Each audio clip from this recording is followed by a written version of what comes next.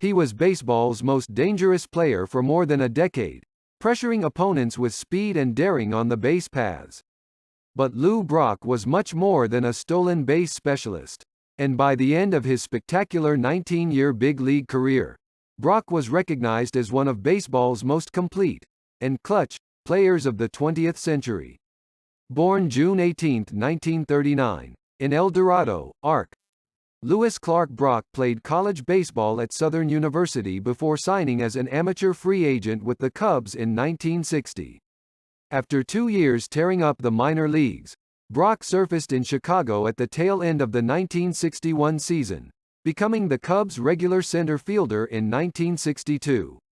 The following year, the 24-year-old Brock played 148 games as Chicago's right fielder, scoring 79 runs while stealing 24 bases and hitting .258. But on June 15, 1964, the Cubs, desperate for pitching, dealt Brock to the Cardinals as part of a trade for Ernie Broglio, an 18-game winner in 1963. "I guess that fewer than 2% of the people in baseball thought it was a good trade for us," said Cardinals third baseman Ken Boyer. Brock proved the doubters wrong, hitting .348 with 81 runs scored and 33 stolen bases in just 103 games for St. Louis while leading the Cardinals to the National League pennant.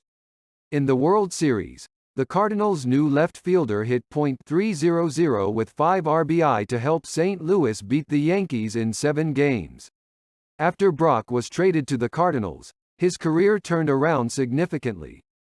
He moved to left field and batted .348 and stole 33 bases for the remainder of the 1964 season. At the time of the trade, the Cardinals were 28-31, in 8th place in the National League, trailing even the Cubs, who were 27-27 and in 6th place. Brock helped the Cardinals storm from behind to capture the National League pennant on the last day of the season. 4 months to the day after Brock's trade, the Cardinals won the 1964 World Series in 7 games over the favored New York Yankees, who were appearing in their 14th World Series in 16 years, and their last until a dozen years later. Brock's contributions to the Cardinals' championship season were recognized when he finished in 10th place in voting for the 1964 National League Most Valuable Player Award. Meanwhile, Broglio won only 7 games for the Chicago Cubs before retiring from baseball after the 1966 season. To this day, the trade of Brock for Broglio is considered one of the most lopsided deals in baseball history. The next year, Brock began a stretch of 12 seasons where he averaged 65 steals and 99 runs scored a year. He led the Cardinals to back-to-back NL pennants in 1967 and 1968 and the World Series title in 1967, hitting .439 in the 2 Fall Classics, which included a record 13 hits in the 1968 World Series and 12 the year before. In 1974, the 35-year-old Brock mounted a successful challenge to Maury Will's 12-year-old stolen base record, amassing 118 steals while finishing second in the NL Most Valuable Player voting. Brock surpassed Ty Cobb's all-time stolen base mark of 892 during the 1977 season. He led the NL in steals every year but won between 1966 and 1974.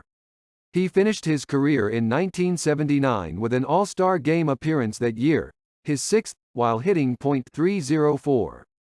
He totaled 3,023 hits, 1,610 runs, 900 RBI and 938 steals, a stolen base mark that stood until 1991.